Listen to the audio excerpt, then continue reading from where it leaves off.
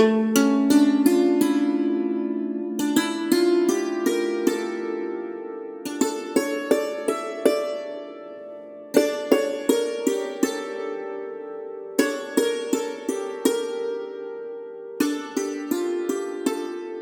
and welcome to So You Think You Can Rule Persia, the podcast where we rate and review all the kings of Persia from Diocles to Yazdegerd III. I am Sariel, and my pronouns are they, them. And I'm Umberto, and my pronouns are he, him. Hello, everybody, and welcome to episode 62, Bahram I. Hello, did you miss us? Hopefully not too much. It's been a sporadic month, but hey, we're here. Hello. We're back. You get to find out what happens after the last episode. Hey. And you don't have to look it up on Wikipedia. It's great. We did the work for you. Yes, good. Yeah, so we kind of left on a bit of a cliffhanger last time, because, if you remember, we had that Hormizd, the chosen heir of Shapur, died prematurely and then was succeeded by not his heir, and we need to figure out what was going on there. So this is where we find out what that is. So, yeah, what are your thoughts about Bahram, Sariel? Any expectations about him? Well, what even happened last time? I know it was quiet, right? Yes, well, basically, yeah, I'll give a quick recap. After the great successes of Shapur I, who, defeated a bunch of Romans, had 3 Roman emperors submit to him. Yeah, that was an intense episode, yes. Bunch of cool stuff. He then left a very detailed list of his sons in order of which was the best son. Yes. And then that was not followed. And then the first one was followed. Hormizd became king of kings, did a reasonably good job for what we can tell. He was fair enough.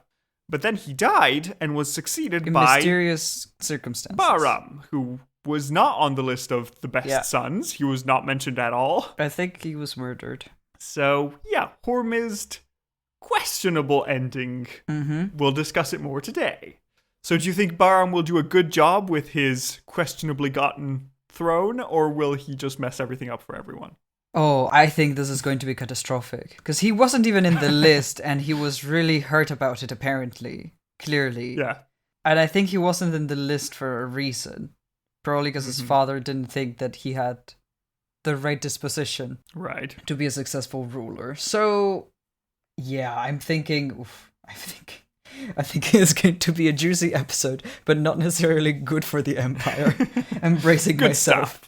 We'll find out. There is an answer to a question you had 2 episodes ago under Shapur. You will find out along the way. So, okay, let's get started with Bahram I. So, Bahram was, as we mentioned, a son of Shapur, and based on a second list that Shapur had, he seems to have been the oldest son, because in a list of sacrifices that Shapur made for his family, he is listed first, as opposed to the list of people who were there by merit. Now, we also know that Bahram's mother was not of royal blood, it looks like. Looks like his mother was of a lower social status, maybe not a full wife, maybe just a concubine. We don't have the details, but it's a lesser degree, which might also explain why he wasn't mentioned in the prestige list, because, well, he's just a son I have, but not a good one. So, sure. Not in my top 10. Yeah, not in my top 10 sons. It's fine. I have enough of these, we don't have to focus on all of them. That is just, anyway. Oof. Yeah, so Bahram was probably born sometime in the 210s. So this means that he was there at the beginning of when the Sassanid Empire was getting started, and by the time that Shapur I dies, he is in his early 60s, late 50s. That's roughly the age you need to imagine him at. But during the reign of his father Shapur, Bahram was given a kingdom to govern as a prince, and as Shapur's esteem of him would suggest, he wasn't given a very important kingdom. He was given the kingdom of Gilan, which is a small region of the old kingdom of Atropatene on the coast of the Caspian Sea, and while it was known for providing excellent infantry, it wasn't an especially prosperous region of the empire. It wasn't an especially endangered region of the empire because it's not on the border with anyone. So it's like, yeah, you're governing some mountains next to the sea. It's fine. It's not great. And it's especially entirely different from the kingdom of Armenia that Hormizd had when he was the heir. While Armenia was big and powerful and risky, Jalan is small and weak and safe. So that is what Shapur thought Bahram could handle. But since we're mentioning this, it is a good time to introduce another brother, because he'll be coming into our story for a while. Okay, looking at the list of merit that Shapur had, first in merit was Hormizd. We've seen him, he's dead. Second in merit was another son called Shapur, and he was meant to succeed, but he died before Shapur the king, so we don't hear about him more. He died between the list being compiled and Shapur dying, so it doesn't get to have his position. But third in position is a man called Narse. Narse was the fourth-born son of Shapur, and seems to have been also the son of a royal princess. Huh. So it seems to have been Sassanid on both sides of his family. We're not sure what exactly the entity of this princess was, if she was a sister of Shapur, if she was a cousin, whatever, but she was a Sassanid. And well, Narse was considered very important, and so he was given basically the mirror position to Armenia, which is the kingdom of Sakistan, which is this large and important kingdom in the east of the empire, bordering the Kushan Empire. So it's the parallel. It's doing the same things, slightly less important, but still an important role. So, according to Shapur's list, Narse should have been the one to succeed Hormizd. But he won't. We'll see what happens about that. Well, because we don't know much about Bahram's time as a prince, but eventually King Shapur died and was succeeded by Hormizd. And Hormizd himself died after a brief 1-year reign. Potentially, there was some foul play involved, but who knows? Now, the point is that we need to figure out the succession now that Hormizd is dead. Because we have 3 options that we could go with. Each of them, you could make an argument for them. So option 1 is, well, Hormizd didn't have time to appoint his own successor, so let's go with standard succession and go with his eldest son. That's reasonable, you can make an argument for that. But it looks like nobody made this argument at the time. This could be because Hormizd's sons were all too young, which is kind of weird because Hormizd was in his 60s by this point, so you'd expect his sons to be in their 30s at the youngest. You know, it's unlikely that his only children would be younger than 15. That would be unusual. But hey, it could happen. You never know. Maybe he had one son and he was just 10 and that's all you could do. So okay, let's now consider this means of succession. Nobody looks at it. Line of succession 2 is continue to follow Shapur's list and go for Narse. He's the next one in the list. He is the most talented son of Shapur still living. Let's go for him. And that is the argument that Narse himself makes. He says, look at this, I've clearly shown I'm capable. I was clearly trusted by the most talented king that everybody has known so far. I should be the one succeeding. Option 3 is instead, well, Shapur's dead, Hormizd is dead, and nobody appointed a successor. So we should just follow the regular line of succession and go with the oldest son of Shapur, which is Bahram. And as you can imagine, Bahram is advocating for this side. Right. Convenient. Yes. Now, we have these 3 options for succession, but who decides now, Serial? Who do you think has that power? Whoever has the bigger military support, I assume. And who gives military support? Where does that come from? I don't know. Did we have, armies? I'm not up to date on the military situation right now.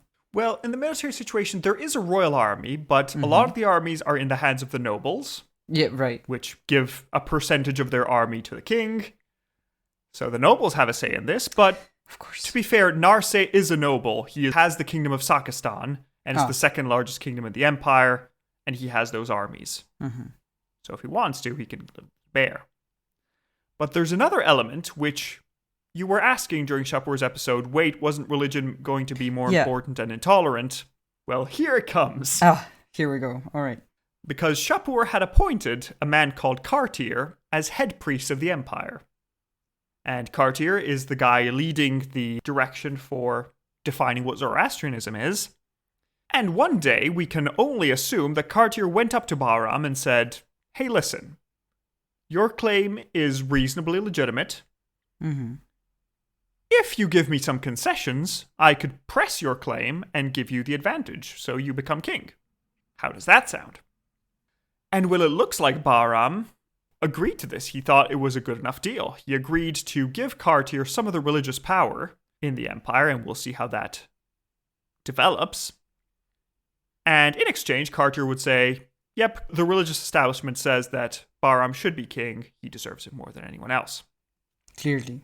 So, okay, great. So with Kartir's support, the nobles are swayed, and Bahram is elected king of kings instead of his more capable brother. Well... But the problem is that Narseh has an army. He has a kingdom. So what would you do if you were Bahram? Your more talented brother has a kingdom, and you've just, succeeded the throne, but according to Narseh, you've very likely usurped. What would you do? Well, I just would not do this shit, but, if I am this man, I'd probably throw a tantrum, because how dare. Mm-hmm. I deserve it more. So, yes. I don't know, can we convince the nobles otherwise? Well, the nobles have been convinced otherwise. Just need to convince the brother that's left. Well, then we go to war. To not rebel. You go to war? Yeah. Very well. Because, yeah. Well. I think it's a stupid decision, but, it was a stupid decision from the beginning, so. Well, it looks like Bahram wasn't as confident as you, because he thought that if it comes to a direct war with his more talented brother, he is likely to lose. And this would not end well for anybody. It's a civil war. It's not fun. Why risk it? So he decides to go for another direction. He tells Narseh, listen, I can give you the most powerful kingdom in the empire. How about we swap your kingdom of Sakistan and you get Armenia? Nobody was in charge of Armenia since Hormizd became king of kings. So Narseh, you can become king of Armenia. Mm-hmm. How does that sound? Or I could become king of the entire empire, so I don't know. Exactly. Now, the trick in this King of Armenia thing is that there is the implication that Narseh would be made heir, right? Because the last King of Armenia was Hormizd, and he was the heir to the throne for 30 years, and he was King of Armenia for 30 years. So it's sort of like, to give a UK example, it's sort of like making somebody the Prince of Wales. I'm not explicitly saying you're the heir, but there is the implication that you're the heir. So we don't know if Bahram told Narseh, listen, I'll make you the heir, I'll make you king of Armenia. Or if he told Narseh, I'll make you king of Armenia, wink, wink, nudge, nudge, it was implied that he might be the heir, or at least that's what Bahram allowed Narseh to think. Right. So, maybe more or less explicitly, he's saying, you can become king of kings after me. Well, that's the thing, that he also, the more capable brothers put against this, unstable douchebag. Yes. Which I don't know if the other brother was actually more capable, right? But, this is how we're characterizing them. Yeah, based on the information we have, he was more capable. So it might also be we can let him get his way and then just murder him. Mm-hmm. And avoid a war and avoid him causing more problems than he's worth, Fair enough. Also, Narseh gets to upgrade his kingdom to get the most powerful kingdom in the empire, and that means that if he wanted to revolt, he'd be in a stronger position anyway. So we might as well just take the deal and see what happens. So, Narseh accepts the deal. He says, okay, fine, I don't like that you succeeded, and in the future, Narseh will characterize Bahram as being illegitimate. Mm-hmm. But for now, he's saying, okay, fine, I'll take your deal. I'll become king of Armenia. I will accept you as king of kings. So, okay, there we are. Let's see how it goes. So succession has sort of been solved. Let's see how well Bahram does as king. Because we are told that he was not capable enough to be mentioned. You will not believe what happens next. Yeah. So, how is he described by the sources? Well, we're told that he was fond of fighting, hunting, and feasting. And Sassanid sources depict him as a benevolent and worthy king. Huh. Now, can you guess who is writing these sources? The nobles? Close. It's the clergy, to which Bahram has given a lot of power as part of a deal for the throne. Yes. Yeah. So, kind of suspicious. We'll see what happens.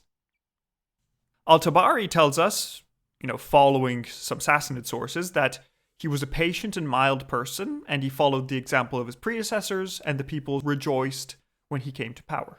Well, I mean, I'm impressed. I would love to know if that's true, because that's not the vibe that's all we really get. He gave me. Yeah, same, but for now, he seems alright. We also have very limited mention of Bahram fighting a war in the east, but we have no further details. It's probably just a continuation of Shapur's wars to consolidate the new Kushano-Sassanid kingdom in Bactria. But again, we know very little. There were no massive changes that were worth mentioning overall. But the main course of Bahram's reign is the religious one. Because as we mentioned, previous kings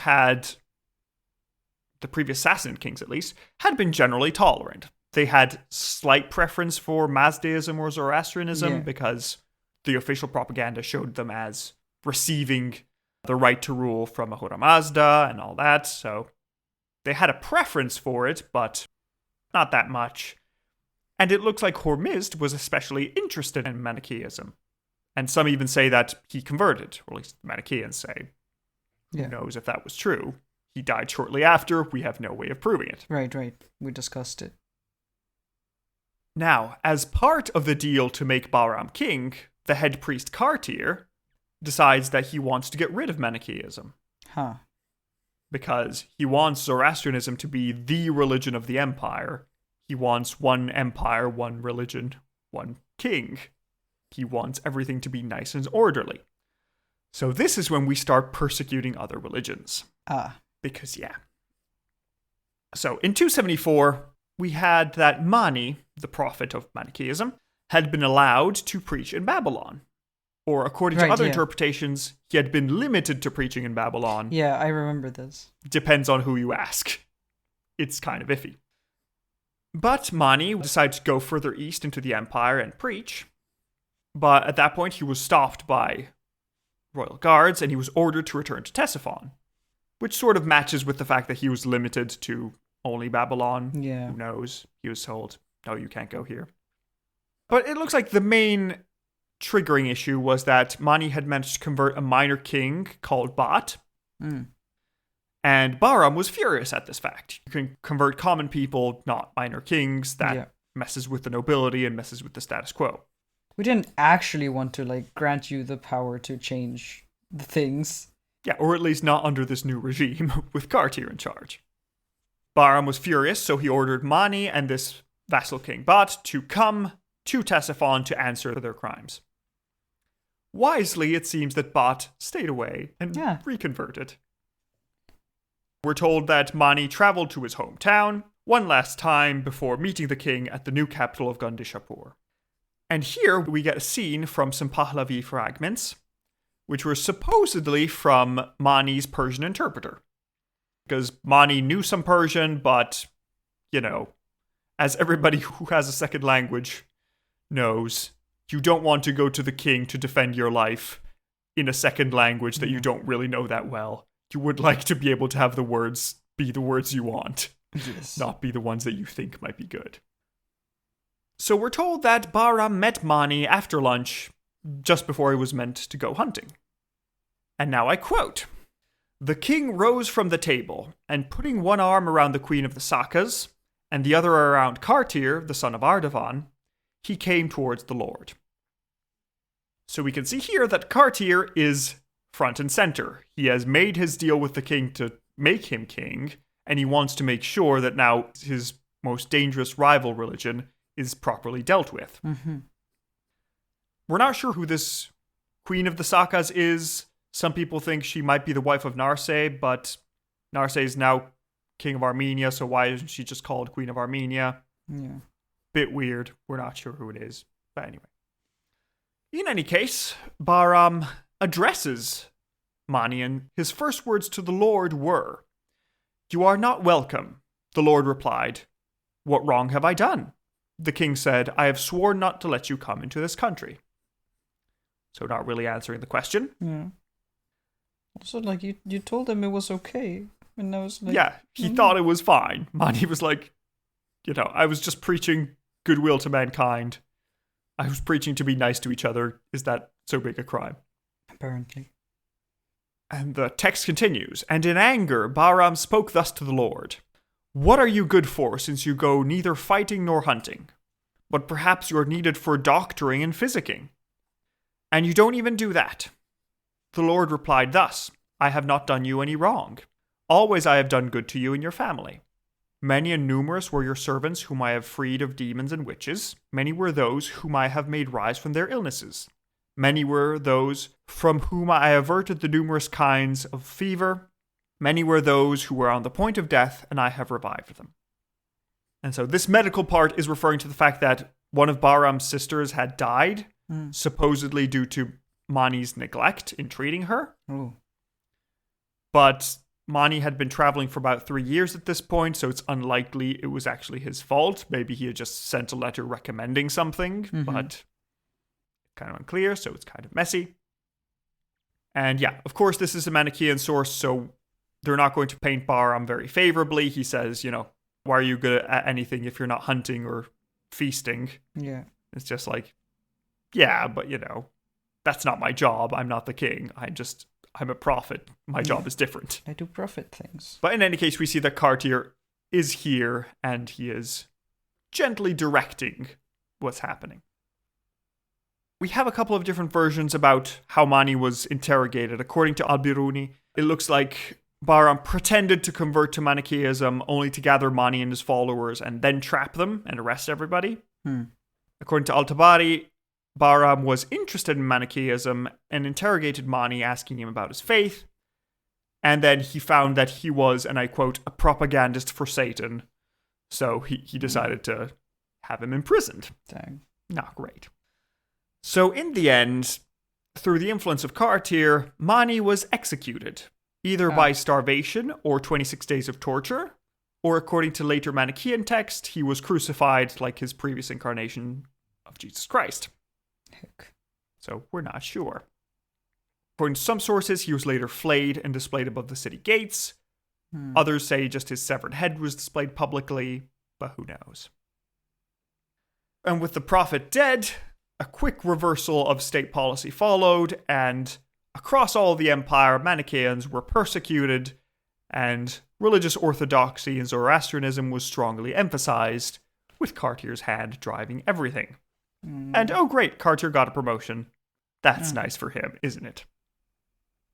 But that's all we really get for Bahram, because he died in September of 274, somewhere in his 60s, after 3 years, 3 months, and 3 days, which is a nice number.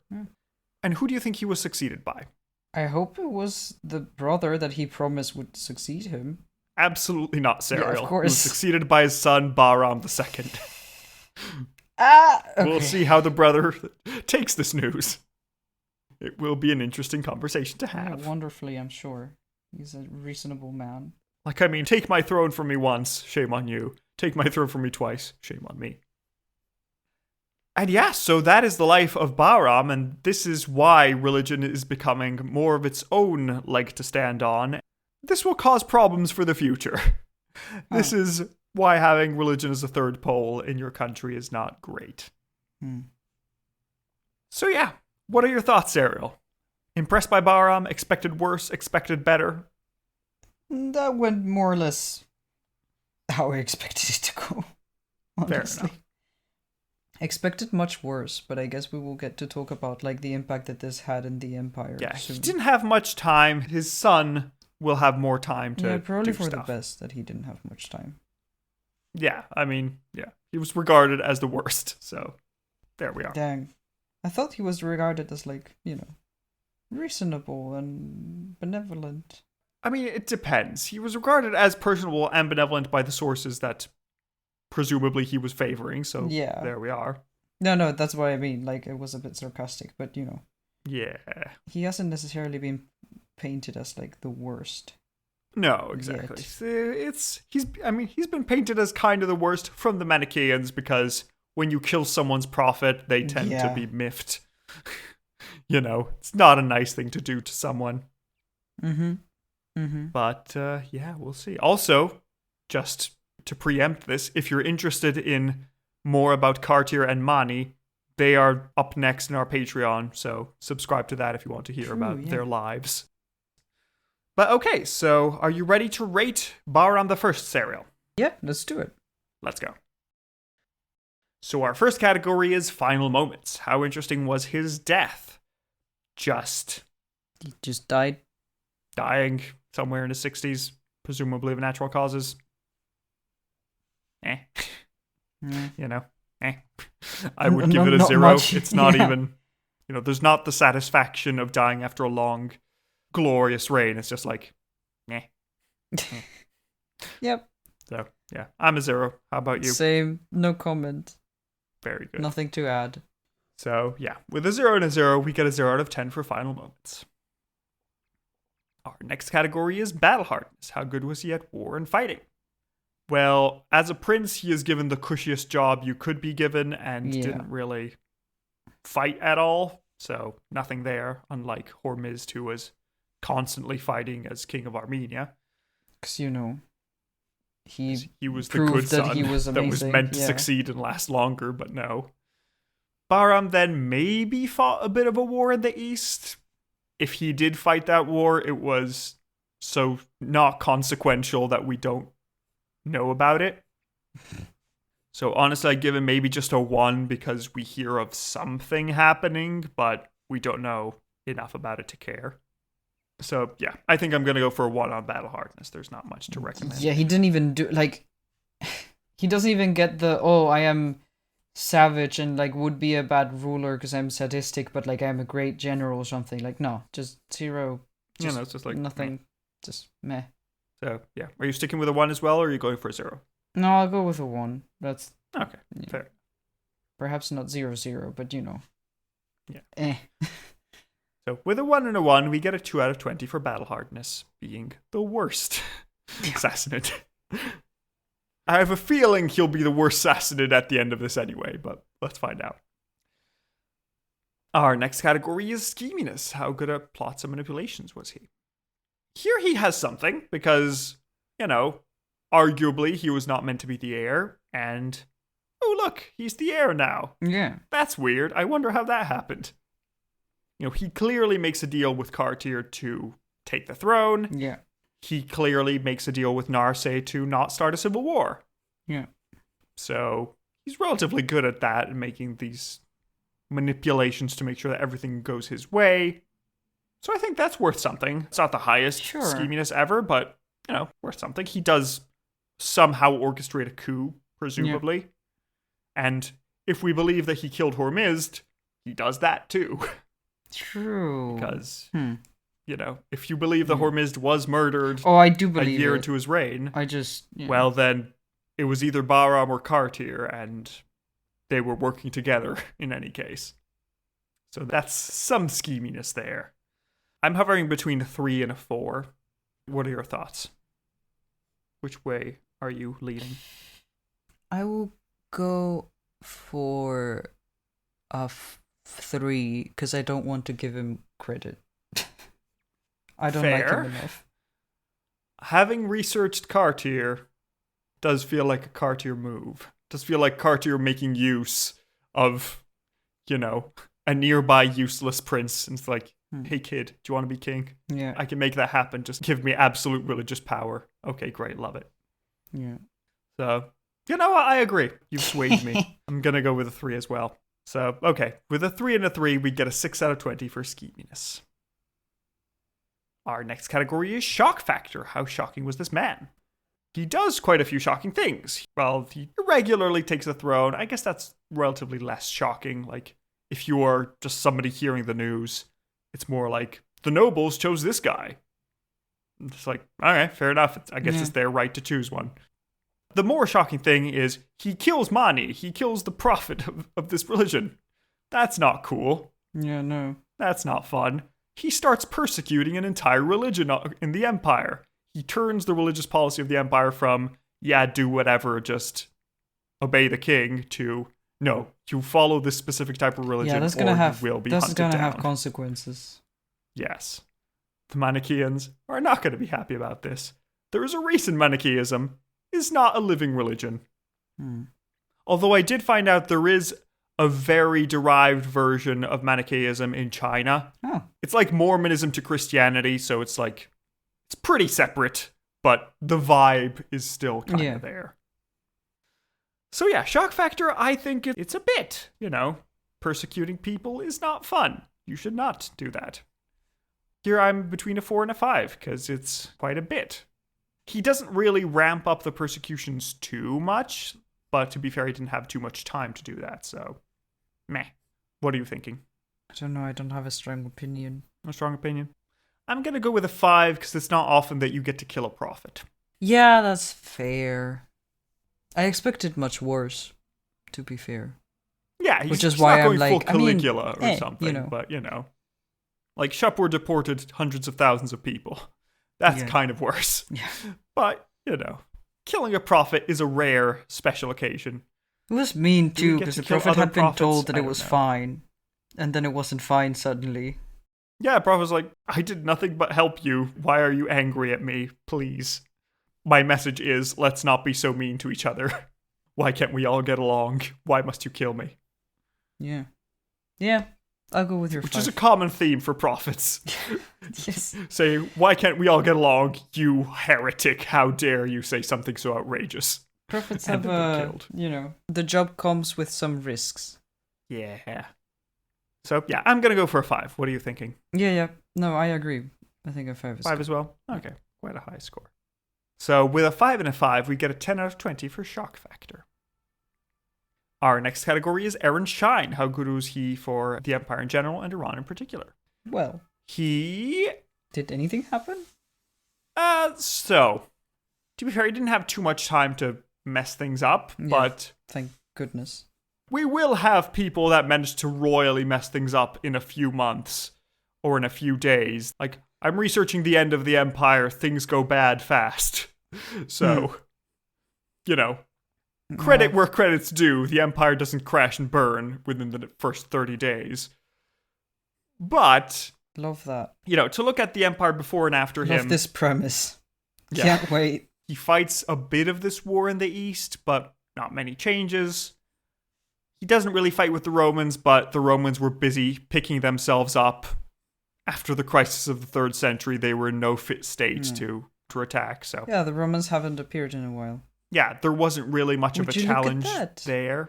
That's great. Once you punch them in the face for 40 years repeatedly, then they stop. They stay quiet. Such bliss. That's nice. They'll be back eventually, but for now, let's enjoy the quiet. This is so terrible. I'm sorry. Internally, it's mostly negatives because we are persecuting a religious group. That's not great. This religious group was popular. When you're persecuting people, that's not good for your empire. That's just making things worse. And something that is also considerably worse is that he has given leverage on power to Kartir. So previously under Shapur and Ardashir and Hormizd, religious power was fully vested in the King of Kings. Now part of that power has been delegated to the High Priest, and the king no longer has that power. So now the religious establishment is like, it's still developing. It's still not fully transformed into this under Bahram I, but it's turning into like a second branch of the nobility. But this time they're religiously motivated. So that we're going to have to deal with that for the next 400 years. That sounds fun. So that's not good. And yeah, it's just a seed for now. I think others will do worse. But I feel like Bahram is letting the Empire coast. I'd remove 1 point for the religious persecution and 1 point for the losing religious power for the king. Because he's unleashed this new religious thing that he can't really control. Yeah. And is just making the empire worse. It's not like, they're just opening schools and orphanages. It's just like, oh no, religion is more independent now and they're persecuting others. That's not great. So yeah, I think I'm going to go for a 3. I would go harsher, but his son is worse. And I think we should point that out. I hope he will not last long. But well, we'll see what Narse has to say about that. Yeah, save us, King of Armenia now. rightful heir. Please. Yes. I love that Narse's in the background of this episode and the next episode, just like silently fuming. Yeah. We will find out what happens to him, but it's just like, it's a good story. Yeah. So what is your Aaron Shine thought? Like, bad. I guess not terrible, but not good. No. I will go. What have we done? Because I always want to go negative with this. Because when someone does something bad for the Empire, it's like. But I guess if nothing changes, we should give it a 5. Is that what we've done other times? The standard thing we've agreed on is we always discuss this, and every time I'm like... Yeah. Is that a 5 is you got the Empire in one state, you gave it to your successor in the same state in which you got it. Which, like, in my eyes, accomplished. is already like an accomplishment. Like, it's a good thing to do. Yeah, exactly. But I guess that's why we give it a 5 and not like a 0. Like it. Yeah, exactly. And if the idea is that if the Empire decays under you, well, then gone worse. Like, we gave Hormizd a 6 because he kept the Empire stable, vaguely continues his father's good policies. Yeah. Did a reasonably good job. Yeah, so it's like -1 point because of the religious just debacle. Yes. And how were geographically, did we lose If you look at the Empire on a map, there is no difference before and after. Okay. But people have a worse quality of life because, like, forcing people to subscribe to one religion or another has, like, a huge impact on their lives. Yeah, it's directly. not great. Yeah, I want to take 2 points off because of that. So you'll go with a 3. That's entirely fair. Okay, so you're also matching with a 3. Fair enough. So with a 3 and a 3, we get a 6 out of 20 for Aaron Shine. Our next category is Face of Faces. What do you think this man looked like?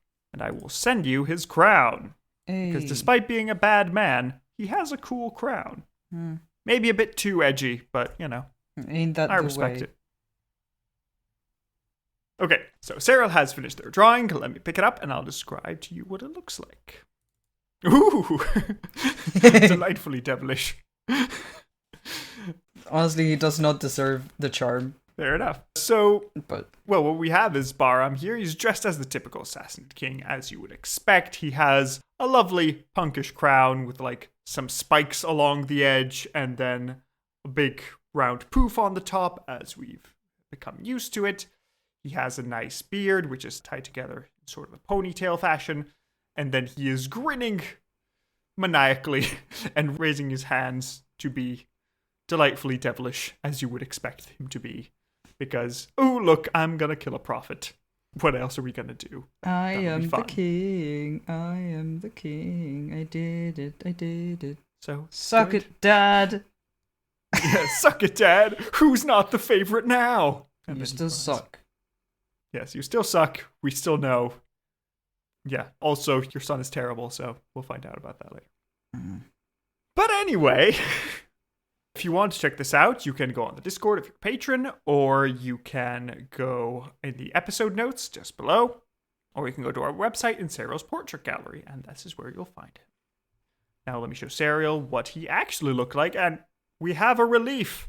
Let's go. And again, it's not a coin.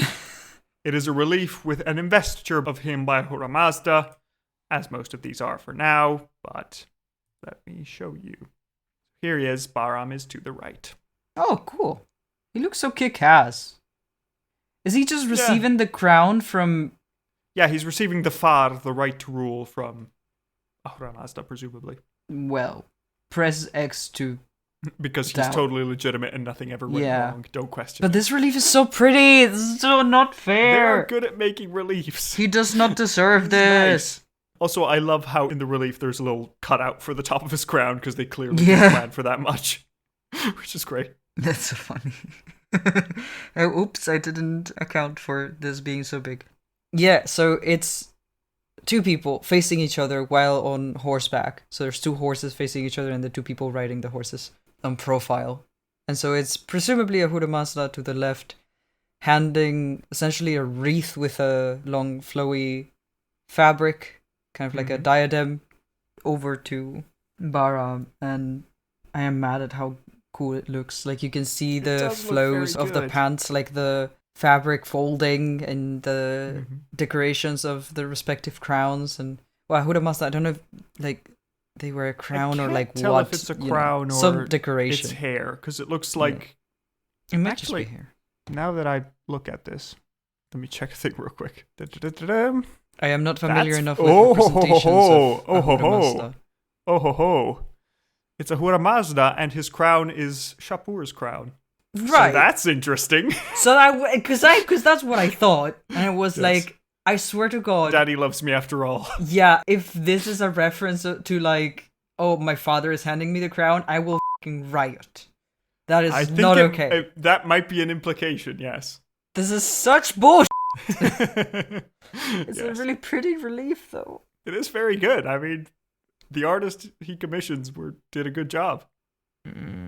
Also, reliefs are really hard to do from experience because you do have some 3D qualities to it, but you can't just full on do a sculpture. So you need to choose which things to like make a little bit on relief, but not enough, and which things to like sculpt more. And it is surprisingly difficult to like imply perspective without building the perspective. When you are working on a medium that allows you to build perspective. You know, like you are working on 3D, but you're not working on like actual all of the dimensions of 3D. It's like working on 2.5 dimensions. Yeah, I can imagine it's very difficult, but the early Sassanids are great at their reliefs. They do so good work.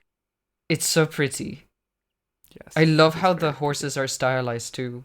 Yeah, it's a cool really stylization where it's like, it's very horse, but it's also... Yeah, it's also and they're like very strong stylistically, because there's a lot of ways you can stylize a horse, and also depending on the horse breeds that you're like referencing, some of them are more elegant and like spindly, and some of them are like more sturdy and like for war horses, right? These are like really nice example. Yes, good really stuff. Pretty. I want to give this a 10. But I won't because I hate him, and the fact that he has, but also the fact that he has the audacity of commissioning this kind of gives him points. Yes, fair enough. I'll give it a 9.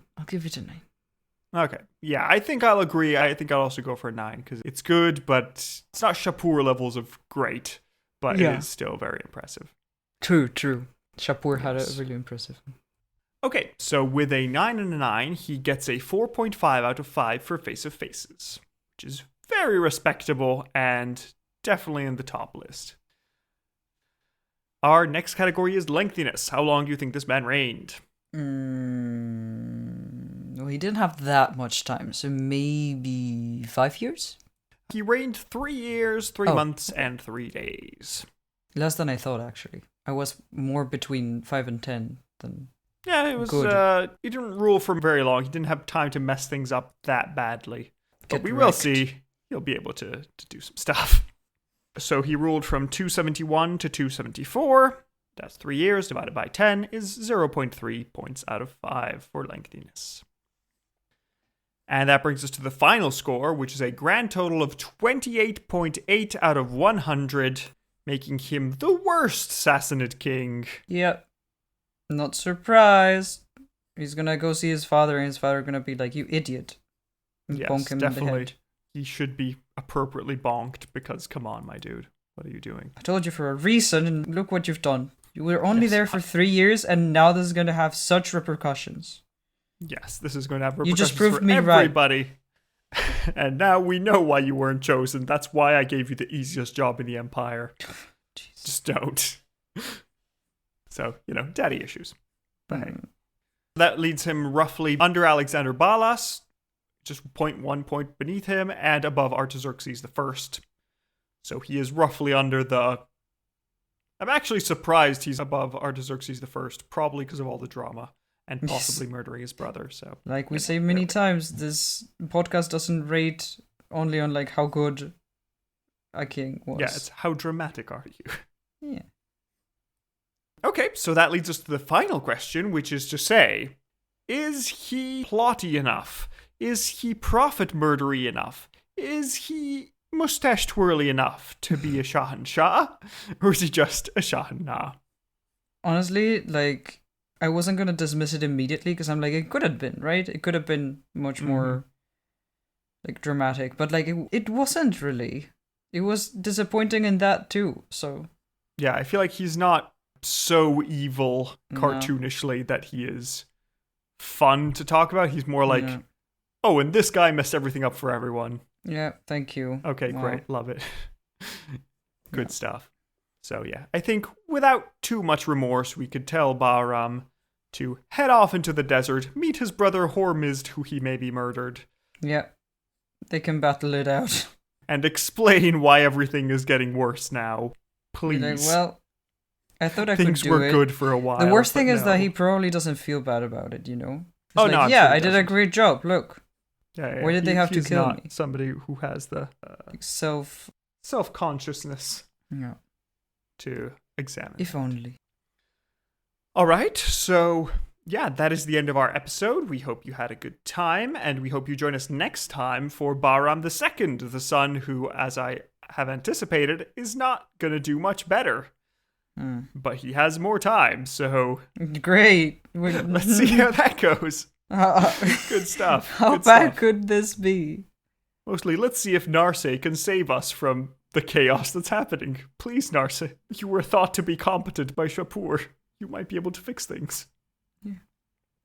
But yeah, in the meantime, if you would like to support us, then there are several ways you can do that. You can support us on Patreon, join valued patrons such as Caitlin McLaren and J.R. Randall, who just joined since last episode. So thank you very much for your support. We have shoutouts now. Yes. And yeah, if you want to know more about Kartir and Mani, they are part of the new series that has been voted on by our patrons. We'll also have Gregory the Illuminator, the man who brought Christianity to Armenia. That'll be important for our story because, Armenia. Turns out. So there we are. And we also just released the episode on Ashoka the Great from the Maurya Empire. So that was very cool. Lots of myths and twists and turns. We recorded that 2 days ago and it was really fun. Yes, good stuff. 2 days ago at the time of recording. By the time this comes out, I don't know anymore. If instead you'd rather not support us monetarily, that's fine, but we appreciate if you could give us a review on your podcast app of choice, because that makes it so that other people know we exist and that you appreciate us, which we always like. Yeah, we read all the reviews, and some of them are really sweet, so thank you so much. That leads us to the end, and without much further ado, we hope you have a good week, and we'll see you next time. Goodbye. Bye.